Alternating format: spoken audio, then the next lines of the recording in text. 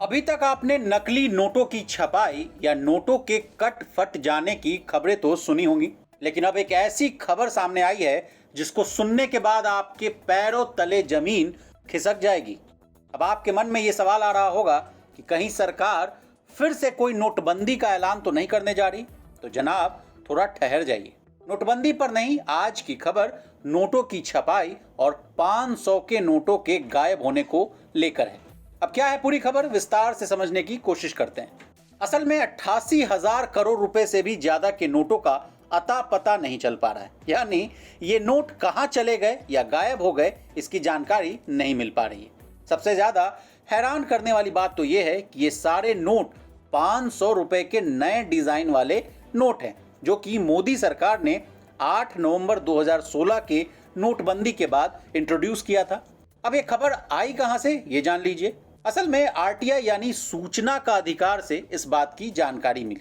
RTI activist मनोरंजन रॉय ने RTI के जरिए सवाल पूछा था। इस सवाल के बदले में जो जवाब मिला वो सबके होश को उड़ा रहा है। बताया जा रहा है कि तीनों छापे खाने, यानी जहां से देश का पैसा छपता है, वहां से नए डिजाइन वाले 500 रुपए के 881.065 करोड़ नोट छपे, लेकिन रिजर्व बैंक को इनमें से 726 करोड़ रुपए के नोट ही मिले। अगर आप इस आंकड़े को डिकोड करेंगे तो आप पाएंगे कि 500 रुपए के 176.065 करोड़ नोट गायब हो गए। इनकी वैल्यू निकाली जाए तो यह आंकड़ा 88,032.5 करोड़ रुपए बैठता है।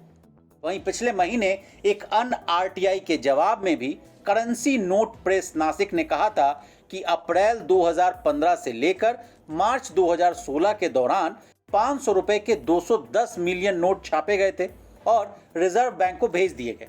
बता दें, उस समय रघुराम राजन आरबीआई के गवर्नर थे। लेकिन करेंसी नोट प्रेस नासिक की रिपोर्ट के अनुसार नए 500 रुपए के नोट सेंट्रल बैंक को सप्लाई किए गए थे, लेकिन पब्लिक डोमेन में मौजूद एनुअल रिपोर्ट में भारतीय रिजर्व बैंक की रिपोर्ट में ऐसा कुछ नहीं है कि उसे 500 रुपए के नोट मिले। यानी यहां पर भी 210 मिलियन 500 रुपए के नोट का गड़बड़ झाला दिख रहा है। अब आप सोच लीजिए कि मामला कितना गंभीर है। नोटों की छपाई से लेकर सर्कुलेशन तक का काम बेहद सुरक्षित माहौल में किया जाता है। यह करना जरूरी भी होता है, क्योंकि किसी देश की करेंसी उसकी अर्थव्यवस्था की रीढ़ होती है। अब अगर ऐसे ही हजारों करोड़ों रुपए का कोई अता पता ना चले तो यह हमारी भारतीय अर्थव्यवस्था और उसकी स्थिरता के लिए बुरी खबर साबित होगा।